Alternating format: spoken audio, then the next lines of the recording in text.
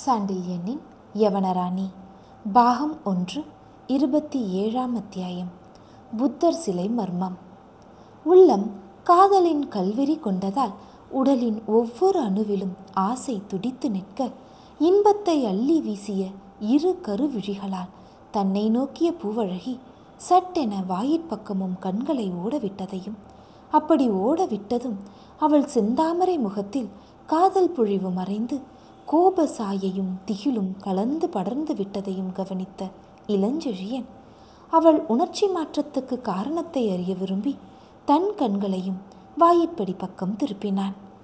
தங்கள் இருவரையும் உற்று நோக்கிய வண்ணம் வஞ்சிமா நகரின் அந்த பெரு மாளிகையின் உயர்ந்த வாயிற்படியின் உச்சியை தொடும் நல்ல உயரத்துடனும், வாயிற்படி அகலத்துக்கு சற்று அதிகமாகவே உடல் அகலம் இருந்ததால் உடலை ஒரு பக்கம் ஒரு கழித்தும் நின்றிருந்த ராட்சச சுரூபத்தை கண்டதும் இளஞ்செழியன் முகத்தில் கோபத்துக்கு பதில் ஆச்சரிய சாயை துளிர்விட்டதன்றி, முதலில் கோபத்துடன் திரும்பிய கண்களிலும் எல்லையற்ற அடக்கமும் பணிவும் பரவலாயிற்று. எதிர்பாராத விதமாக அந்த மனிதனை திடீரென சந்தித்து விட்டதால் ஏதும் பேச வழியில்லாமல் நின்ற சோழர் படை உபதலைவனை நோக்கி புன்முறுவல் செய்த ராட்சச சுரூபம் வாயிற்படியை விட்டு நீங்கி மிகுந்த சொந்தத்துடன் உள்ளேயும் காலடி எடுத்து வைத்தது. முன்னறிவிப்பு சிறிதும் இல்லாமல் அத்தனை துணிவுடன் தன் பள்ளியறையில் நுழைந்த அந்த மனிதனை பார்த்ததால் கண்களில் கோபமும், தங்கள் ஏகாந்தத்தை கெடுத்த அந்த மனிதனை பார்த்ததும் படைத்தலைவன் ஏதும் பேசாமல் அடங்கி ஒடுங்கி நிற்கிறானே என்ற எண்ணத்தால் சிந்தையில் வெறுப்பும் ஒருங்கே அடைந்த பூவழகி படைத்தலைவனை தன் கையால் ஒதுக்கி கொண்டு ஒரு அடி முன்னெடுத்து வைத்து, "யார் நீ? இங்கு வர உனக்கு யார் அனுமதி அளித்தது?" என்று கடல் கக்கும் சொற்களை கொட்டினாள். பதிலுக்கு அந்த மனிதன் புன்முறுவலே செய்ததால் வியப்புடன் அவனை நோக்கினாள் பூவழகி. நல்ல பருத்த உடலானாலும் சதை நன்றாக கெட்டிப்பட்டு உயரமும் அதிகமாயிருந்ததால் அந்த மனிதனுடைய சரீரம் விகாரமாய் இல்லாமல் கம்பீரமாகவே இருந்தது.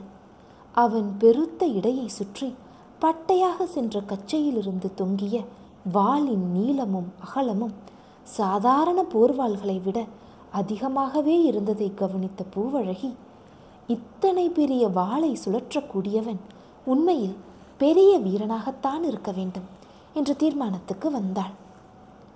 வாள் பெரிதாயிருந்தாலும் அதில் வேலைப்பாடுகள் இல்லாதிருந்ததை கவனித்த வேளிர்குலப்பாவை, அந்த மனிதன் யாராயிருந்தாலும் அவன் படாடோபத்தில் பிரியமில்லாதவன் என்பதை புரிந்து கொண்டாள். அந்த மனிதனின் எளிய வாழ்க்கைக்கு சரிகையோ பூ வேலைப்பாடோ சிறிதும் இல்லாத அவன் மேல் அங்கியும் ஆபரணம் ஏதும் இல்லாத கழுத்தும் சான்றாக நின்றன. இத்தனைக்கும் அவன் விசாலமான கண்களில் தெரிந்த கம்பீரமும் கருணையும், பெரிய உதடுகளில் விளையாடிய குறுநகையும், அதனால் சற்றே புடைத்து நின்ற கண்ண கதுப்புகளும் அவன் பெருங்குடியில் பிறந்தவன் என்பதை சந்தேகமற நிரூபித்தன. அவ்வளவு கம்பீரமான முகத்துக்கு அதிக கம்பீரத்தையும் ஓரளவு பயங்கரத்தையும் கூட அளித்தது அவன் பெருமீசை மட்டுமல்ல, சுருட்டை சுருட்டையாக இரும்பு கம்பிகளைப் போல் வளைந்து வளைந்து தொங்கிய அவன் தலைமயிர்களும் தான். அந்த தலைமயிரின் விசித்திரத்தை பார்த்து ஆச்சரியப்பட்ட பூவழகி, இப்படியும் சிகையிருக்க முடியுமா என்று பிரமித்தாள். அவன் தலை கேசங்கள் முழு கருப்பாய் இல்லாமல் ஓரளவு பழுப்பாகவே இருந்தபடியால் பூமியிலிருந்து தோண்டி எடுக்கப்பட்ட இரும்பின் மூலக்கனியைப் போல காட்சியளித்ததன்றி, அவை சுருண்டிருந்த முறை ஏதோ பல இரும்பு வளையங்களின் தொகுப்பு போல தெரிந்ததல்லாமல், சில இடங்களில் மயிர் குச்சி குச்சியாக ஆணிகளைப் போலவும் எழுந்து நின்றது. வினோதமான அந்த தலைமுடியை கவனிக்க கவனிக்க பூவழகிக்கு வியப்பாயிருந்தாலும் படைத்தலைவன் உணர்ச்சிகள் மட்டும் வேறு மார்க்கத்தில் திரும்பி அவன் உள்ளத்தே ஏதேதோ எண்ணங்களை சுழல விட்டன. வாயிற்படியில் நின்ற அந்த மனிதனை அந்த இடத்தில் சந்திக்கப் போவதாக கனவில் கூட நினைக்காததாலும், அப்படி அவனை சந்தித்து விட்டதன் விளைவாக அவனுக்கு தான் சொல்லக்கூடிய சமாதானங்கள் பல இருந்தாலும் பேச்சை எப்படி துவங்குவது என்றே புரியாமல் திணறிய படைத்தலைவனை பூவழகியின் இரண்டாவது கேள்வி சுயநிலைக்கு கொண்டு வந்தது. நான் கேட்பது உன் காதில் விழவில்லையா? உனக்கு யார் அனுமதி கொடுத்தது இங்கு வர என்று கடும் கோபத்துடன் கேட்டாள் பூவழகி. கேள்வி மிக உஷ்ணமாகவே கிளம்பினாலும் அந்த மனிதன் பதில் மட்டும் மிக சாந்தமாகவே வெளிவந்தது. பெண்களின் அறையில் நுழைய சந்திர வெளிச்சம் அனுமதி கேட்பதில்லை. தென்றலோ சூறாவளியோ அனுமதி கேட்பதில்லை. சாளரம் திறந்திருந்தால் தானே உள்ளே நுழைகின்றன என்றான் அந்த மனிதன். அந்த மனிதன் சொன்ன பதில் வேடிக்கையாயிருந்தது பூவழகிக்கு. இரும்பு கம்பிகளை போன்ற பயங்கரமான அவன் தலைமயிரை நோக்கிய பூவழகி, தென்றல் மிக நன்றாயிருக்கிறது என்று இகழ்ச்சியுடன் கூறியதன்றி, ஏன் உள்ளே நுழைந்தாய் என்று கேட்டால் கவி பாடுகிறாயே, உனக்கு என்ன பைத்தியமா என்று கேள்வி ஒன்றையும் வீசினாள். பதிலுக்கு அரக்கன் போன்ற அந்த மனிதன் லேசாக நகைத்துவிட்டு கூறினான், பெண்ணே, கவிக்கும் பைத்தியத்துக்கும் அதிக வேற்றுமை இல்லை என்பது உனக்கு தெரியுமா? தெரியும், ஆனால் கவிகள் கண்ட இடங்களில் நுழைவதில்லை என்றாள் பூவழகி. கண்ட இடம் என்று நினைத்திருந்தால் இங்கு நானும் நுழைந்திருக்க மாட்டேன் என்றான் அந்த மனிதன். சொந்தம் என்று நினைத்து நுழைந்தாயோ? வெட்டும் கத்தி போல் எழுந்தது பூவழகியின் அடுத்த கேள்வி. ஆம் என்றான் அம்மனிதன். நீ பைத்தியமல்ல என்றாள் பூவழகி. பின் கேட்டான் அம்மனிதன். திமிர் பிடித்தவன் என்றாள் பூவழகி. யார் சொன்னது கேட்டான் அந்த மனிதன். உன் முகம் சொல்லுகிறது என்றாள் பூவழகி. அப்படியா என்றான் அந்த மனிதன். அது மட்டுமல்ல என்றாள் பூவழகி. வேறு எது சொல்கிறது என்றான் அம்மனிதன். உன் இரும்பு தலை என்றாள் பூவழகி.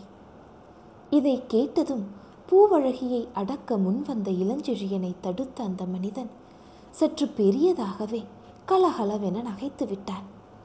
தங்கள் இருவரின் உரையாடலையும் கேட்டுக்கொண்டு திடீரென்று உள்ளே நுழைந்ததல்லாமல் இருமாப்புடன் பேசிய அந்த இரும்பு தலையனை அடக்க முன்வராமல், இடித்த புலி போல் இருந்ததல்லாமல் தன்னையே அடக்க முன்வந்த படைத்தலைவன் மீது சீற்றம் ததும்பிய விழிகளை நாட்டிய பூவழகி, யார் இவன், எதற்காக நகைக்கிறான் என்று வினவினாள்.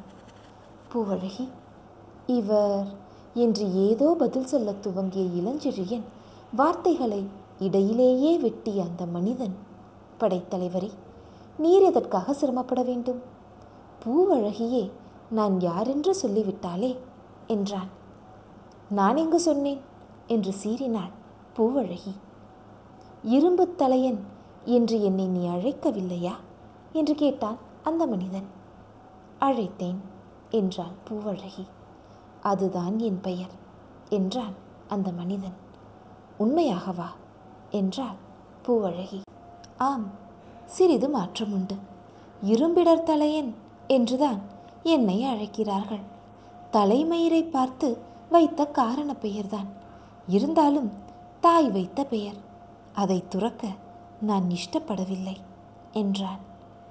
மெல்ல மெல்ல நிதானமாகவே ஏதோ ஒரு சாதாரண விஷயத்தை சொல்லுவது போல அந்த சொல்லை அந்த மனிதன் சொன்னாலும் அதை கேட்டதும் பூவழகியின் கண்களில் இருந்த கோபம், வெறுப்பு, இகழ்ச்சி அத்தனையும் மறைந்தன. திடீரென கீழே குனிந்து அவன் முன்பாக மண்டியிட்டு வணங்க முழங்காலை தாழ்த்தினாள். 2 எட்டில் அவளுக்கும் தனக்கும் இடையில் இருந்த தூரத்தை கடந்த அந்த மனிதன் அவளுடைய 2 கைகளையும் பிடித்து குழந்தையை தூக்குவது போல் தூக்கி அவளை நிறுத்திவிட்டு, வேண்டாம் பூவழகி, வேண்டாம். மாரப்பவேலின் மகள் ஒருவனுக்கு மண்டியிட்டாள் என்ற பெயர் வேண்டாம் என்றார் இரும்பிடர் தலையார். அவர் கூறிய வார்த்தைகளால் மிதமிஞ்சிய பெருமையும் தமிழ்நாட்டின் மிக சிறந்த கவிஞரும் ராஜதந்திரியுமான இரும்பிடர் தலையாரை சந்தித்து விட்டதல்லாமல் ஏதேதோ பேசிவிட்டோமே என்ற காரணத்தால் ஓரளவு அச்சமும் பூவழகியின் உள்ளத்தை சூழ்ந்து கொண்டன. வஞ்சிமா நகருக்கு இரும்பிடர் தலையார் ஏன் வந்தார், எப்பொழுது வந்தார் என்பதை அறியாததால் திகைத்த பூவழகி, தாங்கள் இன்னார் என்று தெரியாமல் ஏதேதோ பேசிவிட்டேன் என்று பணிவு நிரம்பிய குரலில் கூறினாள். குழந்தைகள் பேசுவதில் தகப்பனுக்கு என்ன கோபம் இருக்க முடியும் பூவழகி? மழலை இன்பத்தையே அளிக்கிறது. குழந்தைகள் காலால் உதைப்பதும் கையால் அடிப்பதும் இன்பம் என்று சொன்ன இரும்பிடர் தலையாரை ஆச்சரியத்துடன் நோக்கிய பூவழகி அவர் பிடியிலிருந்து மெல்ல தன்னை விடுவித்து கொண்டாள். அவருடைய அரக்க தோற்றத்தை அகற்றவே ஏற்பட்டது போல கடை இதழில் சதா தவழ்ந்த புன்சிரிப்பு நன்றாக மலர்ந்தது. இந்த சிரிப்பில் அவருடைய விசாலமான முகம் எத்தனை ராஜகலையை பெற்றது என்பதை அப்பொழுதுதான் கவனித்தாள் பூவழகி.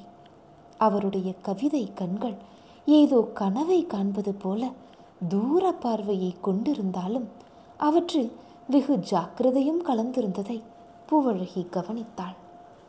திருமாவளவன் மாமனும் கவியும் ராஜதந்திரியுமான இரும்பிடர் தலையார் உரை விட்டு கருவூருக்கு ஏன் வந்தார், எப்பொழுது வந்தார் என்று பூவழகியின் இதயத்தில் ஓடிய கேள்விகளுக்கு அவரே பதில் சொன்னார். மகளே, சோழ நாட்டில் சதி மேகங்கள் கூடி வருகின்றன. அந்த மேகங்களை வீசி சோழ நாட்டின் தெளிவான அரசியல் வானத்தை கருப்பாக்க முயலும் சூறாவளிகள் சோழ மண்டலத்தின் தெற்கிலிருந்தும் மேற்கிலிருந்தும் புறப்பட்டிருக்கின்றன. உறையூர் விவகாரத்தை சமாளிக்கும் முன்பாக இந்த இரு பகுதிகளில் உள்ள நிலையை சமாளிக்க வேண்டி இருந்தது. அதற்காகவே கருவூர் வந்தேன். வந்த வேளையில் பாதியை நீ முடித்து விட்டாய், பாதியை கரிகாலனை முடித்து விட்டான். என் வேலை இனி சுலபமாகிவிட்டது. கரிகாலனா? அந்த பெயர் உங்களுக்கு எப்படி தெரியும் என்று கேட்டாள் பூவழகி. நான் தான் சொன்னேன் என்று கூறிக்கொண்டே வாயிற்படியை தாண்டி உள்ளே நுழைந்தார் சமணடிகள். பூவழகியின் கண்கள் மட்டுமின்றி இளஞ்செழியன் விழிகளும் ஆச்சரியத்தால் மலர்ந்தன. அந்த வியப்புக்கு விடை காண படைத்தலைவன் கேட்டான், எங்கே நீங்கள் இவரை சந்தித்தீர்கள் என்று. இளவரசர் வாயிலில் புரவி ஏறி சென்றார் அல்லவா என்று கேட்டார் சமணடிகள். ஆம் என கூறினான் இளஞ்செழியன். அப்பொழுது நானும் வாயிலில்தானே இருந்தேன் என்றார் சமணடிகள். இருந்தீர்கள் என்றான் இளஞ்செழியன். இளவரசர் சென்றதும் நீங்கள் எல்லாம் உள்ளே வந்து விட்டீர்கள் என்றார் சமணடிகள். ஆமாம் என்றான் இளஞ்செழியன். நானும் வரத்தான் திரும்பினேன். மரங்களின் இருளிலிருந்து யாரோ என்னை கூப்பிட்டார்கள். நான் போனேன். அங்கு பார்த்தால் இரும்பிடர் தலையார் இருந்தார் என்றார் சமணடிகள். மீதி விஷயங்களை புரிந்து கொள்வது அவ்வளவு கஷ்டம் இல்லாததால் இளஞ்செழியன் இரும்பிடர் தலையாரை நோக்கி கேட்டான், இளவரசர் இங்குதான் வந்திருப்பார் என்பது உங்களுக்கு எப்படி தெரியும்? உட்காருங்கள், சொல்கிறேன். பூவழகி, நீயும் உட்கார் என்று இருவரையும் பஞ்சனையில் உட்கார சொல்லிய இரும்பிடர் தலையார் தான் மட்டும் உட்காராமல் அறையில் அங்கும் இங்கும் உலாவிக் கொண்டே கரிகாலன் வரலாற்றை கூறலானார். கரிகாலன் இங்கு வந்திருப்பது எனக்கு எப்படி தெரியும் என்று கேட்கிறீர்கள் படைத்தலைவரே. கரிகாலனை கண்ணிமை காப்பது போல் காக்க உறுதி கொண்டிருக்கும் என்னை தவிர வேறு யார் இவன் நடமாட்டங்களை கவனிக்க முடியும்? அப்படி இரவும் பகலும் அவனை பார்த்து கொண்டிருக்காவிட்டால் மன்னர் இளஞ்சேட் சென்னி சென்ற இடத்திற்கு இவனும் சென்றிருப்பான். சோழ மண்டலத்தில் சூரிய வம்சமும் அடியோடு அற்று போயிருக்கும். இளஞ்சேட் சென்னியின் மாளிகை இன்னும் என் கண் முன்பாக நிற்கிறது. எத்தனை பெரிய மாளிகை திடீரென தீபக் குன்றாக தெரிந்தது. எத்தனை மரங்கள் வெடித்தன. மரங்களா வெடித்தன? இல்லை இல்லை, உறையூர் மக்களின் மனங்கள் வெடித்தன. இளஞ்சேட் சென்னியின் அழகிய ரதங்கள் இனி உறையூர் சாலைகளில் உருண்டோடாவே என்று உறையூர் மக்களின் இதயங்கள் வெடித்தன. அன்று கொளுத்தியது உறையூர் பெருமாளிகையை அல்ல. அரசன் மாண்டு அராஜகம் ஏற்பட்டால் மாற்றார் அரசை ஏற்றுவிடுவாரே என்று ஏங்கிய எண்ணற்ற மக்களின் உள்ளங்கள் கொளுத்தின. திடீரென்று நள்ளிரவில் ஏற்பட்ட அந்த சதியால் உறையூர் அன்னையின் முகமே சிவந்து விட்டது போல் தீ ஜுவாலை வெகு தூரத்துக்கு செக்க செவேல் என தெரிந்தது. நெருப்பை அணைத்தார்கள் மக்கள். சதியை அணைக்க முடியவில்லை. தீயில் தீந்து கருகிவிட்ட பல சடலங்கள் தான் மாளிகையில் கிடைத்தன. எது அரசர் சடலம், எது வேலையாள் சடலம் என்று நிர்ணயிக்க முடியாமல் ஆபரணங்களையும் கத்திகளையும் வேல்களையும் கூட கருக்கி விட்டது அந்த பாழும் தீ. அந்த மாளிகைக்கு நானே சென்றேன். சடலங்களை ஒவ்வொன்றாக புரட்டினேன். எது என் தங்கை, எது என் தங்கை புருஷன், ஏதும் தெரியாமல் திணறினேன். பிணங்களை புரட்டிய கைகள் நடுங்கின. அரச மரியாதையுடன் புதைக்கக்கூட சடலங்கள் கிடைக்கவில்லை என்று சொல்லிய இரும்பிடர் தலையார் உணர்ச்சி மிகுதியால் பேச்சை சற்று நிறுத்தினார்.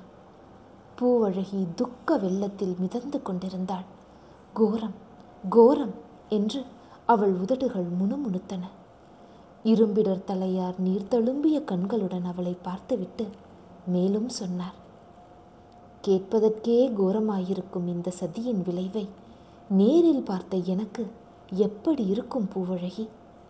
இளஞ்சேட் சென்னிக்கு என் தங்கையை மணமுடித்து கொடுத்த அதே கைகளால் அவர்கள் இருவர் பிணங்களையும் தேடியும் கிடைக்காத என் உள்ளம் என்ன பாடுபட்டிருக்கும்? அந்த உள்ள குதிப்பில் சதிகாரர்களை பழிவாங்க நெருப்பணைந்த அந்த மாளிகை சாம்பலையே கையில் எடுத்து சத்தியம் செய்தேன். உடனே படைகளை திரட்டி பாதகன் இருங்கோவேலை கொன்றும் இருப்பேன், கொல்லவும் முயன்றேன்.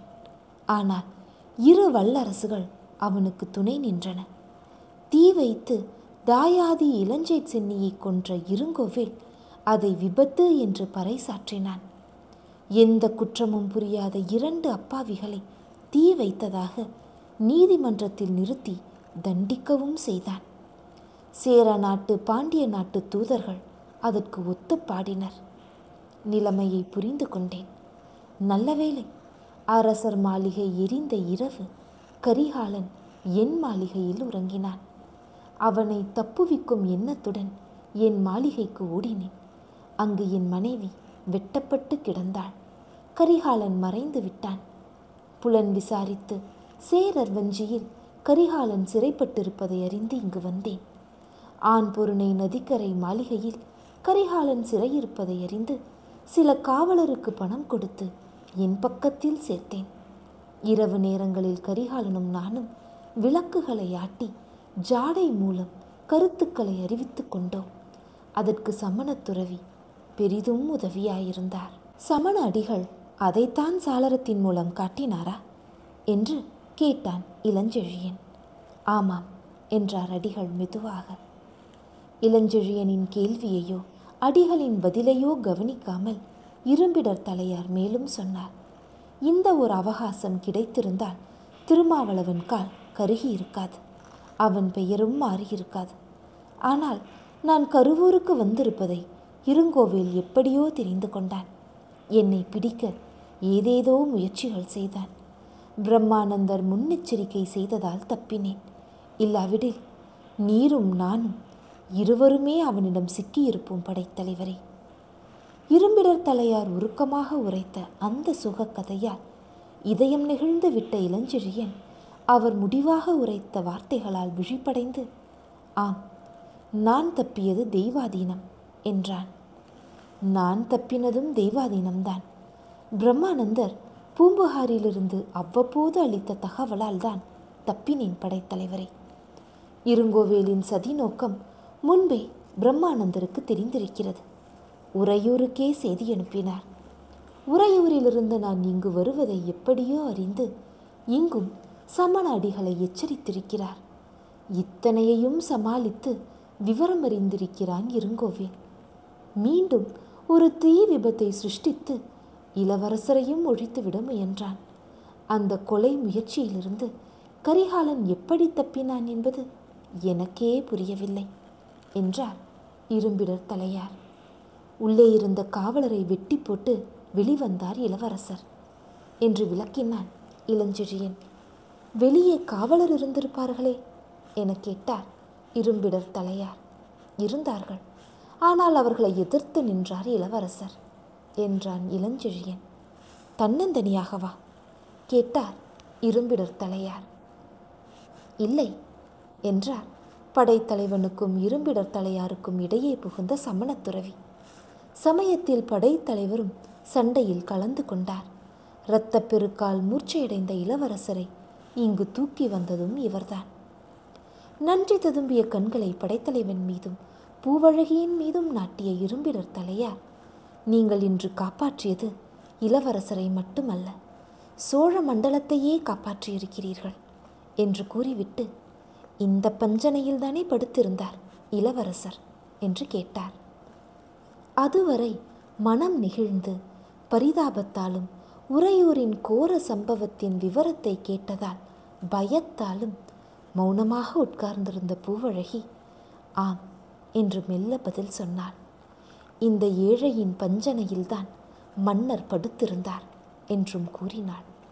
இரும்பிடர் தலையார் ஆமோதிப்பதற்கு அறிகுறியாக தமது பெரும் தலையை அசைத்து, ஆம், இனி மன்னர் என்று அழைப்பதே பொருந்தும் என்று கூறிவிட்டு, பூவழகி, இனிமேல் ஏழையின் பஞ்சனை என்று சொல்லாதே, சோழ மண்டலாதிபதி படுத்த படுக்கை இது என்று சொல்லி திருமாவளவனையே தடவி கொடுப்பது போல் அந்த படுக்கையை தடவினார். அவர் ஆசையுடன் படுக்கையை தடவி பார்த்ததை கண்ட பூவழகியின் கண்களில் நீர் திரண்டது. மேலுக்கு ராட்சசன் போல் காட்சியளிக்கும் இந்த மனிதனிடம் எத்தனை அன்பு இருக்கிறது என்று தனக்குத்தானே சொல்லிக் கொண்டாள். இளஞ்செழியனுக்கு மட்டும் திடீரென சந்தேகம் உண்டாகவே கேட்டான். பிடர் தலையாரே, மன்னர் சென்றதை எதற்காக மரநிழலில் இருந்து பார்த்தீர்? ஏன் அவரை அழைத்து நிறுத்தவில்லை என்று. நிலவு மங்கி இருக்கிறது, அடையாளம் சரியாக புரியவில்லை. மன்னர் போக வேண்டிய இடம் இவருக்கு தெரியும் என்றார் இரும்பிடர் தலையார். எந்த இடத்துக்கு போவார் என்று வினவினான் இளஞ்செழியன். சமண மடத்துக்குத்தான் என்று பதில் சொன்னார் இரும்பிடர் தலையார். ஐயோ, அங்கா என்றான் இளஞ்செழியன். ஏன் என கேட்டார் இரும்பிடர் தலையார். அங்கு இருங்கோவிலின் வீரர்கள் இருப்பார்களே என்றான் இளஞ்செழியன். இருந்தால் பாதகமில்லை என்றார் இரும்பிடர் தலையார். பாதகமில்லையா என கேட்டான் இளஞ்செழியன். ஆம் என கூறினார் இரும்பிடர் தலையார். ஏன் என கேட்டான் இளஞ்செழியன். புத்தர் சிலையும் இருக்கிறது என்றார் இரும்பிடர் தலையார். புத்தர் சிலை என்ன செய்ய முடியும்? இதை கேட்ட இரும்பிடர் தலையார் மட்டுமின்றி சமண அடிகளும் உறக்க நகைக்கவே வெகுண்ட இளஞ்செழியன், நீங்கள் சிரிக்கும் காரணம் எனக்கு புரியவில்லை என்றான். குரலிலும் கோபம் தொனிக்க, இப்படி வாரும் என்று அருகே இளஞ்செழியனை அழைத்த இரும்பிடர் தலையார் அவன் காதோடு காதாக ஏதோ சொன்னார். இரும்பிடர் தலையார் விவரித்த மர்மத்தை கேட்டு எல்லையில்லாத பிரமிப்பால் இளஞ்செழியன் கண்கள் அகன்றன. இதென்ன புதுமையாயிருக்கிறதே! தமிழர் பொறியியல் நூலோ சமய பாடங்களோ விளக்க முடியாத பெரும் புதிராக அல்லவா இருக்கிறது என்று குரலிலும் பிரமிப்பு தட்ட கேட்டான். நமது சமயத்துக்கும் பொறியியலுக்கும் புறம்பானதுதான் புத்தர் சிலை. ஆனால் யவனர் சூழ்ச்சிக்கும் திறனுக்கும் புறம்பானதல்ல என்றார் இரும்பிடர் தலையார். இளஞ்செழியன் நனவுலகத்திலிருந்து கனவுலகத்துக்கு சென்றான். புகாரையும் யவனரையும் நினைத்த அவன் சித்தத்திலே வஞ்சிமாநகர் சமண மடத்து புத்தர் சிலை மீண்டும் மீண்டும் வலம் வந்தது. போதிசத்வரின் அருள் விழிகள் அவனை நோக்கி நகைப்பது போலும் தோன்றியது. கூடாது கூடாது, அருளே வடிவமான புத்த பிரான் சிலையில் இத்தனை பயங்கர மர்மத்தை இணைப்பது பொருந்தாது. அதர்மம், அக்கிரமம், இதற்கு நாம் இடமளிக்க கூடாது இரும்பிடர் தலையாரே என்று இறைந்து கூவினான் படைத்தலைவன்.